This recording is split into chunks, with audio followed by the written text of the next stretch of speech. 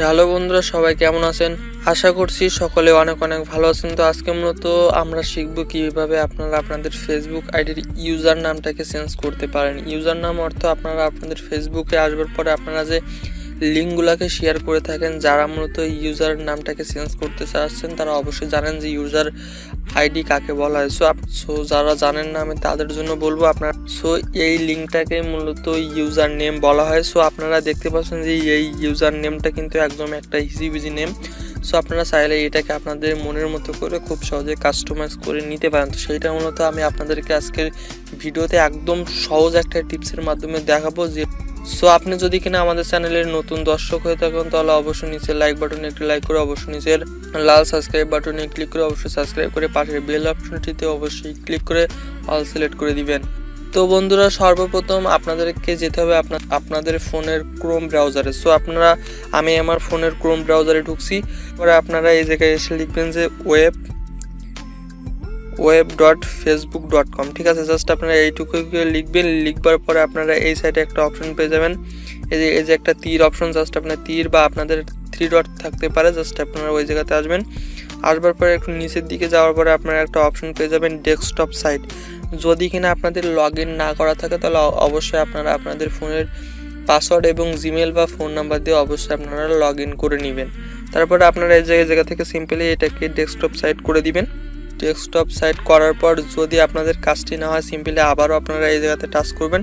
Touch করে আবারও আপনারা লিখবেন web.facebook.com। ঠিক আছে, একদম কম্পিউটার স্ক্রিনের মতো আপনাদের সামনে শো হয়ে যাবে।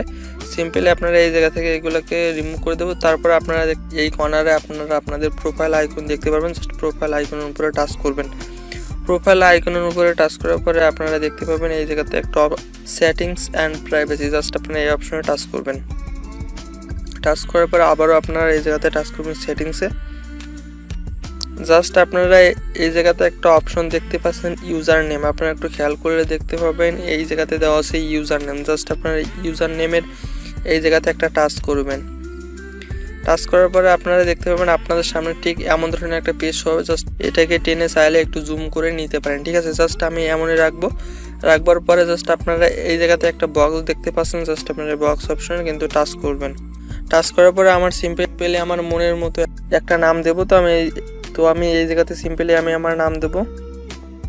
নাম দেওয়ার পরে একটা ডট দেবো। আপনারা চাইলে ডট ইউজ করতে পারেন না, আপনারা আপনাদের মনের মতো করে দেবেন। তবে একটা জিনিস সবসময় খেয়াল রাখবেন, এই জায়গাতে মূলত আপনাদেরকে উঠবে যে আপনাদের ইউজার নামটা মূলত অ্যাভেলেবল আছে কিনা। ঠিক আছে, সো আপনারা একটু খেয়াল রাখবেন। সো আমি এই জায়গাতে তরুণ দিলাম। তারপরে এই জায়গাতে দেব বস।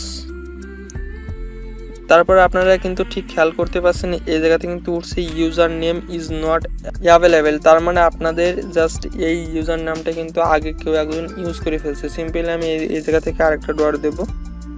ডট দেওয়ার পর আমি যদি এই জায়গাতে 1 দিই তাহলে হচ্ছে না, তাহলে আমি সিম্পলি এই জায়গা থেকে একটা কিউ দিলাম। কিউ দেওয়ার পর আপনারা অলরেডি দেখতে পাচ্ছেন এই জায়গাতে কিন্তু খুব সহজে কিন্তু এই জায়গাতে একটা টিক মার্ক দেখতে পাচ্ছেন। এই জায়গাতে একটা সবুজ টিক মার্ক।